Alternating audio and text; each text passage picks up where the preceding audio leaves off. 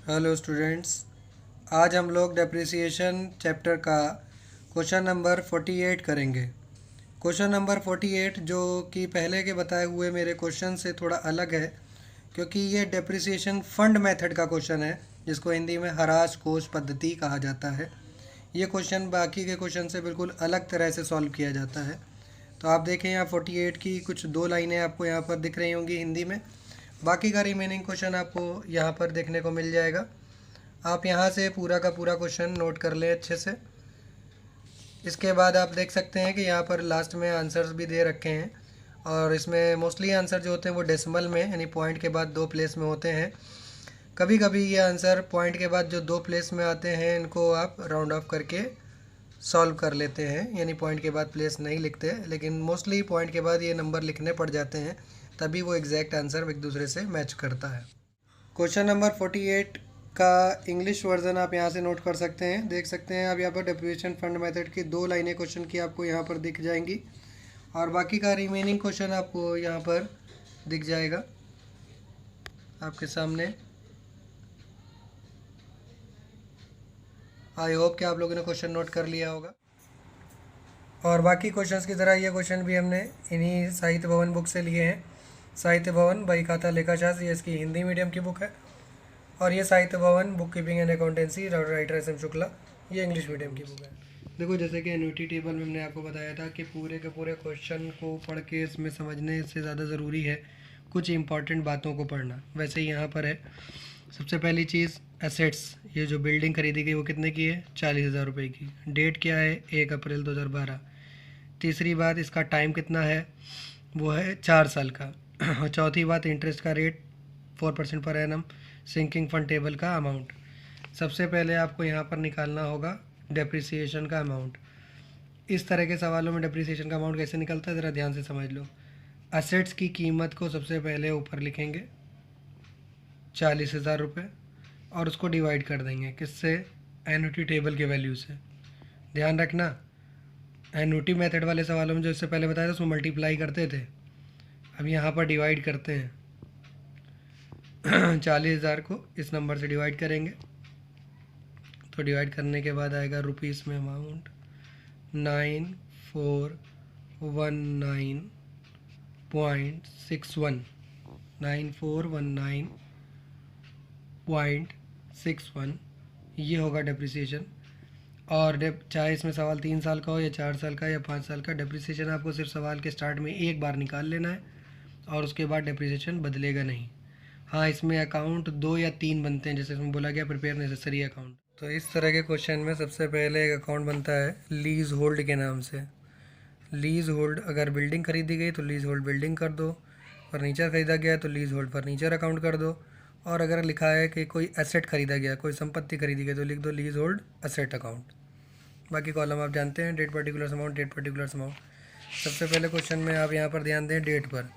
तो यहाँ सबसे पहले जो मशीन खरीदी गई थी, बिल्डिंग खरीदी गई थी, उसकी डेट है 1 अप्रैल 2012, और कीमत है 40,000। इसको कैसे लिखते हैं ज़रा ध्यान से समझ लें। टू बैंक अकाउंट, और इसकी कीमत है 40,000 रुपये। ये इस तरीके से यहाँ पर लिख दिया जाता है। इसको यहाँ पर लिख लेने के बाद इस मेथड में कोई भी नई चीज़ नहीं होती, बस सिर्फ इसको ट्रांसफ़र करते रहते हैं, और कुछ भी नहीं करते, सिर्फ ट्रांसफ़र करते हैं। कैसे होगा देखो समझो। ये अप्रैल 2012 है, इसकी लास्ट डेट होगी 2013 मार्च 31, और यहाँ पर लिखेंगे बाई बैलेंस CD। सीधे बैलेंस निकाल लेंगे, ना कोई डेप्रिसिएशन लिखेंगे, कुछ भी नहीं। तो इधर भी 40,000 और इधर भी 40,000, डबल लाइन खींच देंगे दोनों तरफ, टोटल हो जाएगा। जब आपको सिंगल सिंगल अमाउंट लिखना होता है तो नीचे आप टोटल का बॉक्स नहीं बनाते, डबल लाइन खींच देते हैं, वो टोटल वहीं हो जाता है। और कोशिश ये करें कि डबल लाइन हो, ये ब्लैक पेन से खींचें, ऐसे डबल लाइन खींच दो, बस ये टोटल हो गया। ये फर्स्ट ईयर कंप्लीट हो गया। अब सेकेंड ईयर यहाँ शुरू होगा 2013, अप्रैल 1 लिखेंगे, जो बैलेंस उधर निकाला था वो ट्रांसफ़र होकर के यहाँ आएगा टू बैलेंस BD के नाम से, और अमाउंट में लिखेंगे 40,000। अब ये 2013 अप्रैल में स्टार्ट हुआ, तो इसकी लास्ट डेट हो जाएगी 2014 मार्च 31, लिखेंगे बाई बैलेंस CD, ये भी होगा 40,000। और फिर से ब्लैक पेन से डबल लाइन खींच देंगे, ये दूसरे साल का भी बन गया। यानी पहला साल 2012 से शुरू होकर 13 में ख़त्म हुआ, दूसरा साल 2013 से शुरू होकर के 2014 में ख़त्म हुआ। अब 2014 से शुरू करेंगे, 2014 1 अप्रैल, फिर लिखेंगे टू बैलेंस BD, और फिर अमाउंट होगा 40,000। और 2015 मार्च 31 बाई बैलेंस CD 40,000। ऐसा तब तक करते रहेंगे जितने साल का अकाउंट आपको बनाने के लिए बोला गया होगा। जैसे आपको यहाँ बोला गया कि अकाउंट कितने साल का बनाना है, 4 साल के लिए।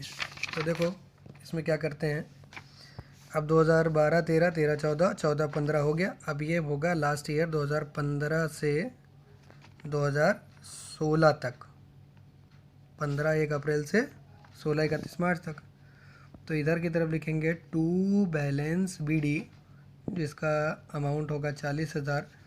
और इधर की तरफ लास्ट में यहाँ लिखते हैं बाई डेप्रिसिएशन फंड, ये फंड लिखा है हमने, by depreciation fund account, amount होगा 40,000। लास्ट में यहाँ पर बैलेंस नहीं लिखते हैं, डेप्रिसिएशन फंड के नाम से लिख देते हैं। बस ये अकाउंट बन गया। लेकिन अभी सवाल नहीं पूरा हुआ, अभी इसमें 2 अकाउंट और बनते हैं, इसमें टोटल 3 अकाउंट बनते हैं इस सवाल में।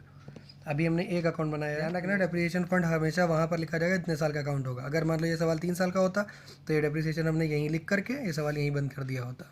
अगर 5 साल का होता तो यहाँ भी बैलेंस लिखते हैं, डेप्रिसिएशन फंड को लास्ट में लिखते हैं। ये आपका दूसरा अकाउंट है क्वेश्चन नंबर 48 का। ये पहला अकाउंट था जो बन चुका, ये दूसरा अकाउंट है depreciation fund account. Depreciation fund account बाकी सारे अकाउंट से थोड़ा अलग होता है, क्योंकि आपने अभी तक जो भी अकाउंट बनाने सीखे हैं वो सब की शुरुआत लेफ़्ट साइड से होती है, इधर वाली साइड से। लेकिन डेप्रिसिएशन फंड अकाउंट की शुरुआत इधर से होती है।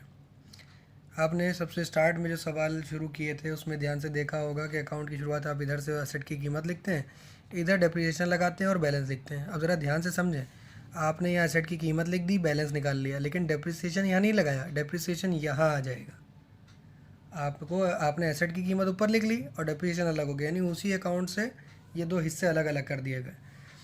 अब यहाँ पर क्या होता है, डेप्रिसिएशन साल के पहले दिन तो होता नहीं, तो पहले साल की लास्ट डेट, साल का पहला दिन क्या था, 2012 अप्रैल 1, तो लास्ट डेट क्या होगी, 2013 मार्च 31। 2013, ये 2013 लिखा है, मार्च 31 लिखा है। अब यहाँ पर डेप्रिसिएशन का अमाउंट लिखेंगे। डेप्रिसिएशन हम लोगों ने यहाँ पे कैलकुलेट किया था 9419.61।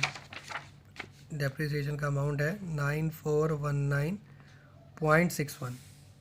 ठीक, यही लास्ट डेट इधर लिख देंगे, क्योंकि डेप्रिसिएशन भी हमेशा लास्ट डेट पे ही निकाला जाता है और जो बैलेंस होता है वो भी हमेशा लास्ट डेट पे ही निकाला जाता है। बैलेंस निकालेंगे तो 9419.61 यही बैलेंस आ जाएगा दोनों तरफ। अब ज़रा ध्यान से समझें, नॉर्मली क्या होता है कि आप बैलेंस इस साइड पे निकालते हैं और इधर ट्रांसफ़र करते हैं, लेकिन यहाँ पर देखो बैलेंस इधर निकल रहा है और ट्रांसफ़र होकर के इधर जाएगा।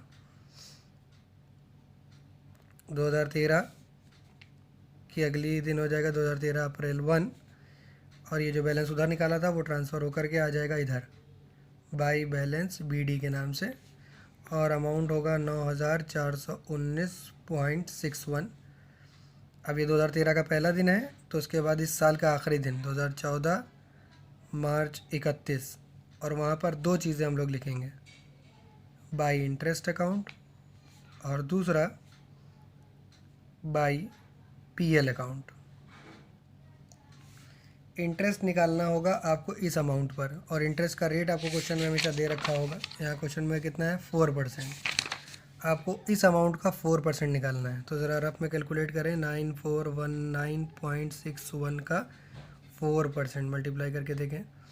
ये 2 0 कैंसिल होंगे, ये पॉइंट उठ करके यहाँ पीछे चला जाएगा। मल्टीप्लाई करेंगे, 4 1 4, 4 6 24, कैरी 2, 4 9 36, 37 38, कैरी 3, 4 4 16 का 6, कैरी 1 37, और इधर से 4 के बाद पॉइंट, इधर से 4 के बाद पॉइंट लग जाएगा। तो यह आ जाएगा 376.78। तो ये हो जाएगा 376.78। इसको यहाँ पर लिखेंगे 376.78 और पीएल का अमाउंट फिर से यही लिखा जाएगा 9,419 रुपये 61 पैसे। ये ऐसा है जैसे कि मान लिया आपने बैंक में खाता खोला तो पहले साल में आपने पैसे जमा करिए 9,419 रुपये 61 पैसे, तो पहले साल तो आपको ब्याज मिलेगा नहीं, जब एक साल पूरा हो जाएगा यानी दूसरे साल में तब आपको ब्याज मिलेगा। और अगले साल आपने फिर से उतने पैसे जमा कर दिए क्योंकि आप हर साल ये अमाउंट किस्त के तौर पर जमा कर रहे हैं 9,419 रुपये 61 पैसे। अब आपको ये सब जोड़ना है, इन सबको जोड़ लें और 2013 की लास्ट 2013 से शुरू हुआ, 2014 लास्ट डेट है इसकी, तो 2014 मार्च 31 को इसका आखिरी बैलेंस इधर निकाल कर लिखा जाएगा बैलेंस सीडी के नाम से। पहले इसको जोड़ लें, देखिए कितना आता है, ब्लैक पेन से टोटल कर लें। तो टोटल करने पे आ रहा है बेटा 19,216.00। यही आपका यहाँ पर बैलेंस हो जाएगा 19,216। और ये जो 2014 की लास्ट डेट पे बैलेंस निकला है ये इधर ट्रांसफ़र हो जाएगा 2014 अप्रैल 1 अगले दिन। तो यहाँ लिखेंगे हम लोग बाई बैलेंस पीडी, अमाउंट होगा 19,216.00 .00 लगा देना सब जगह। इसके बाद इस साल की आखिरी डेट होगी 2014 वाले की, तो लास्ट डेट हो जाएगी 2015 मार्च 31 और वहाँ पर आएगा बाई इंटरेस्ट अकाउंट। अब इस पर इंटरेस्ट निकलेगा 19,216 का 4%, तो यहाँ रफ में लिखेंगे 19,216 का 4%। 2 ज़ीरो हैं तो भी पॉइंट बाद में भी आप लगा सकते हैं, पहले भी लगा सकते हैं। 2 ज़ीरो का मतलब इधर से 2 पॉइंट अंदर इधर यहाँ लग जाएंगे 1 के बाद। 4 6 जा 24 कैरी 2, 4 जा 4 6, 4 2 जा 8, 4 9 जा 36 कैरी 3, 4 3 7, 3 कैरी है 4 3 7 हो जाएगा 768.64। तो अगला इंटरेस्ट आया है 768.64। ये इंटरेस्ट में यहाँ लिखा जाएगा और लास्ट डेट पर फिर से पीएल यानी कि एक किस्त फिर से जमा होगी और किस्त का अमाउंट वही रहेगा, वो कभी नहीं बदलेगा 9,419.61। और 2015 इधर लिखेंगे, मार्च 31 लिखेंगे और यहाँ पर लिखेंगे टू बैलेंस सीडी। इन सबको जोड़ लेंगे और देखेंगे बैलेंस कितना आ रहा है। 4 और 1 5, 6 6 12 का 2 कैरी 1,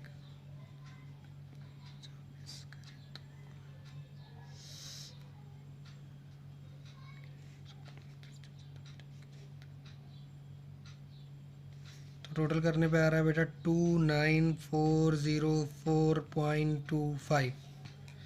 यही यहाँ बैलेंस में लिख देंगे 29,404.25। अब उसके बाद 2015 1 अप्रैल यहाँ डेट होगी और जो बैलेंस ऊपर निकाला गया है उसको यहाँ ट्रांसफ़र कर देंगे बाई बैलेंस बीडी के नाम से और अमाउंट होगा 29,404.25।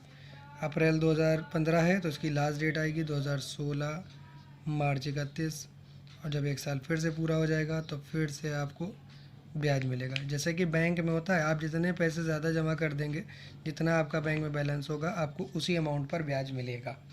तो पहले साल जो पैसे जमा किए तो पहले दिन तो ब्याज मिलता नहीं, तो एक साल बाद ब्याज मिला, फिर पैसे और बढ़ गए तो बढ़ी हुई रकम पर फिर से ब्याज मिला, फिर पैसे और बढ़ गए, अब यहाँ पर रकम हो गई 29,404। अब इस पर ब्याज मिलेगा 29,404.25 का आपको 4% निकालना है। तो फिर से तरीका वही है कि 2 ज़ीरो कैंसिल करेंगे आप, ये पॉइंट यहाँ से हटेगा, पॉइंट यहाँ चला जाएगा, फिर 4 से मल्टीप्लाई करेंगे, 4 5 जो 20 कैरी लगेगा 2, 4 2 जो 8 9 10 कैरी 1, 4 4 16 1 17, 4 4 जो 16 का 6 कैरी 1, 4 9 जो 36 1 37 कैरी 3, 4 2 जो 8 3 11। इधर से 4 के बाद पॉइंट लग जाएगा 1176.17 आ रहा है। तो 1176.17 लिखने से पहले अभी आपने कैलकुलेट कर लिया है, इसको कैलकुलेट करके रफ में रहने दो। अभी यहाँ पर एक चीज़ फिक्स है कि बाई पीएल में आप क्या लिखेंगे, जो अमाउंट आप हर बार लिखते चले आ रहे हैं 9419.61। ठीक, इतना लिख लेने के बाद अब आपको यहाँ पर एक चीज़ ध्यान देनी है कि 4 साल का ये सवाल था और ये 4 साल पूरे हो चुके हैं अब। तो ये जितने साल का सवाल होता है उतने साल पूरे हो जाने के बाद जो लास्ट डेट होगी, जैसे यहाँ 2016 मार्च 31 होगी, तो यहाँ बैलेंस नहीं लिखेंगे वरना बैलेंस फिर आ जाएगा। अब ये इसका अपोजिट होता है, जैसे कि यहाँ पर लीज होल्ड बिल्डिंग में आपने लास्ट में डेप्रिसिएशन फंड लिखा था। अब डेप्रिसिएशन फंड अकाउंट के लास्ट में आप यहाँ क्या लिखेंगे, लीज होल्ड बिल्डिंग अकाउंट। ये दोनों एक दूसरे का अपोजिट होते हैं। लीज होल्ड बिल्डिंग में डेप्रिसिएशन फंड बाई में आया था, डेप्रिसिएशन फंड के अकाउंट में लीज होल्ड बिल्डिंग 2 में आएगा। और इसकी अमाउंट कितनी होगी, 40,000। इस चीज़ पे आपको ध्यान देना है। अमाउंट अगर 40,000 पहले से ही फिक्स है तो मतलब इधर का टोटल आपको पहले से पता है, इधर का टोटल आपको पहले से पता है, ये बिल्कुल लीज के अकाउंट के जैसा हो गया। अब आपको इंटरेस्ट यहाँ पर परसेंटेज में कैलकुलेट नहीं करना है, बल्कि इन दोनों अमाउंट को जोड़ देना है और इसमें से घटा देना है। इन दोनों अमाउंट को जोड़ करके अगर आप इसमें से घटा दें तो ये सीधा ही ब्याज आपका आ जाएगा, और वो आ रहा है 1176.14। कैलकुलेट करने पर आ रहा था 1176.17, लेकिन हमने यहाँ लिखा है 14। क्यों? क्योंकि अगर हमने 17 लिख दिया तो ये सबको जोड़ने पर 40,000 नहीं आएगा और हमारे मार्क्स कम हो जाएंगे, कैंसिल हो जाएंगे। ये आपको सबसे अच्छे से सीखना है। ये अकाउंट डेप्रिसिएशन फंड अकाउंट, यही इस अकाउंट में सबसे ज़्यादा मार्क्स अगर किसी के होते हैं तो डेप्रिसिएशन फंड अकाउंट के होते हैं। अभी एक अकाउंट और बाकी रहते हैं, डेप्रिसिएशन फंड इन्वेस्टमेंट अकाउंट, और कुछ जगहों पर इसको फंड पॉलिसी अकाउंट भी कहते हैं। तो चाहे डेप्रिसिएशन फंड पॉलिसी अकाउंट के नाम से आप बनाएं, चाहे डेप्रिसिएशन फंड इन्वेस्टमेंट नाम के अकाउंट के नाम से बनाएं, दोनों एक ही बात है। अब इसको किस तरह से बनाते हैं इसको समझना होगा आपको। ये अपोजिट होता है इस डेप्रिसिएशन फंड का। डेप्रिसिएशन फंड अकाउंट की शुरुआत इधर से राइट साइड से होती है और इसकी शुरुआत लेफ़्ट साइड से होती है। डेट सेम होगी, यानी पहले साल की आखिरी डेट 2013 मार्च 31। सबसे पहले यहाँ पर लिखेंगे 2013 मार्च 31, और यहाँ पर लिखते हैं टू बैंक अकाउंट, और वही सेम अमाउंट जो यहाँ पर पीएल के नाम से जमा किया गया था वही वहाँ पर लिखेंगे। पहले पीएल में जमा किया गया 9419.61, ये अमाउंट यहाँ लिख दिया गया। अब इसका बैलेंस इधर निकाला गया था, इसका बैलेंस इधर निकलेगा। 2013 लास्ट डेट है, मार्च 31 पर ही है इस समय। बैलेंस निकालेंगे बाई बैलेंस सीडी के नाम से 9419.61,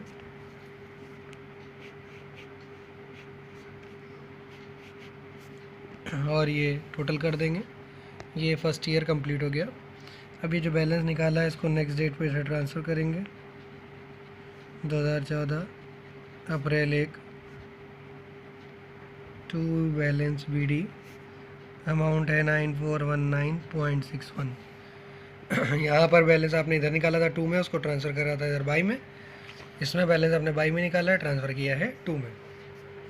इसके बाद इसी साल के लास्ट डेट पर, ये 2013 है अभी, 2013 1 अप्रैल, यानी कि 2013 31 मार्च के जस्ट अगला दिन 2013 1 अप्रैल रहेगा, और उसके बाद आएगा 2014 मार्च 31, और यहाँ लिखेंगे टू बैंक अकाउंट। तो यहाँ पर आप देखें इधर की तरफ सिर्फ एक पीएल था तो हमने वो अमाउंट लिख लिया, लेकिन इस बार इंटरेस्ट भी है और पीएल भी है। यहाँ पर ये दोनों चीज़ें अलग अलग लिखी जाती हैं, लेकिन इसमें जोड़ के एक साथ लिखी जाती हैं। तो इंटरेस्ट और पीएल दोनों को जोड़ लेना है आपको। पीएल का अमाउंट 9 यहाँ रफ में जोड़ लेंगे 9419.61, और साथ में इंटरेस्ट का अमाउंट 376.78, इसको ऐड कर लेंगे।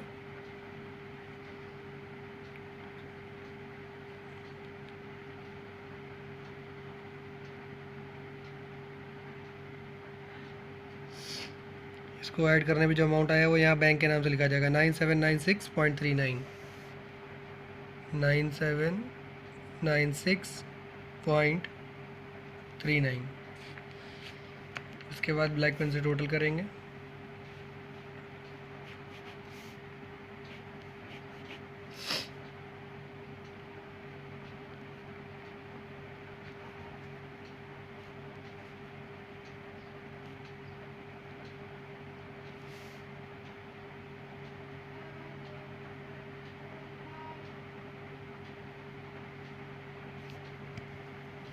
तो ये लास्ट डेट पर बैलेंस इधर निकलेगा 2014 मार्च 31।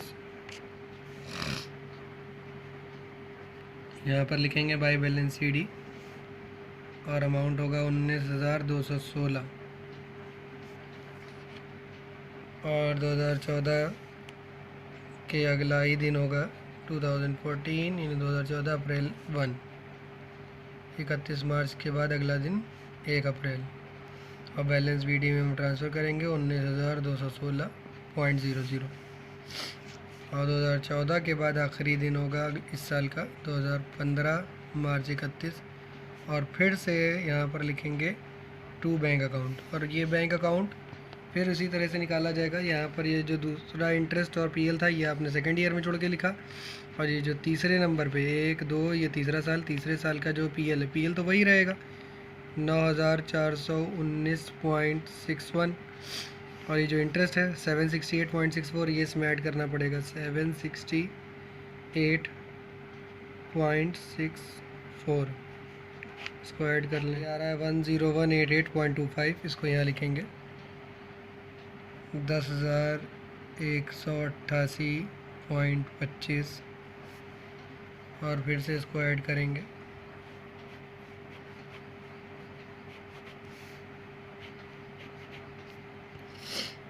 पहले ब्लैक पेन से टोटल कर लें।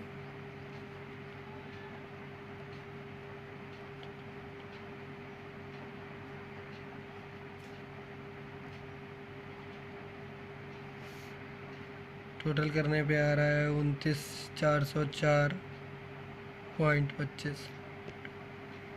टोटल देखो हमेशा वही रहेगा बेटा जो यहाँ पर टोटल होगा। जैसे यहाँ सेकेंड ईयर का टोटल था 19,216.00 वो भी वहीं थे, वहाँ पर वही टोटल है।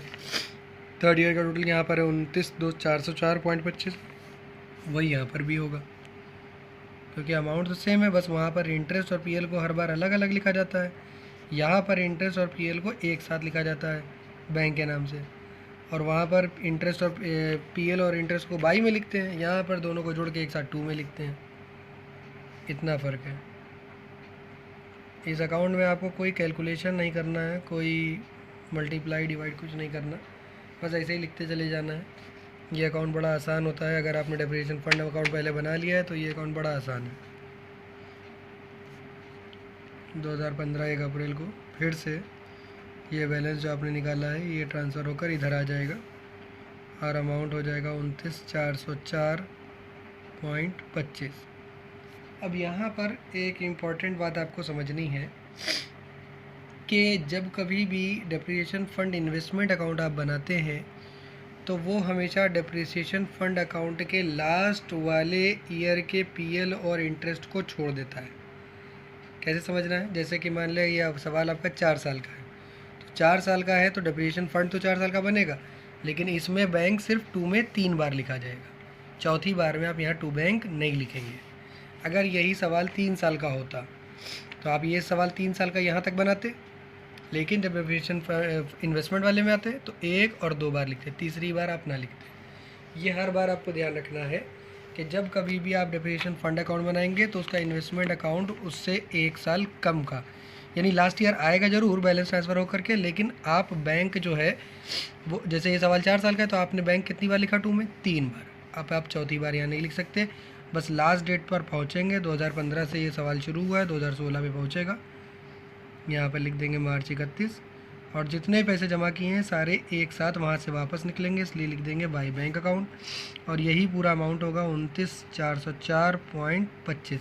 यानी लास्ट ईयर में कोई भी कैलकुलेशन नहीं होगा, जितने पैसे अभी तक जमा थे वही पैसे पूरे के पूरे वहाँ से विड्रॉ कर लिए जाएंगे।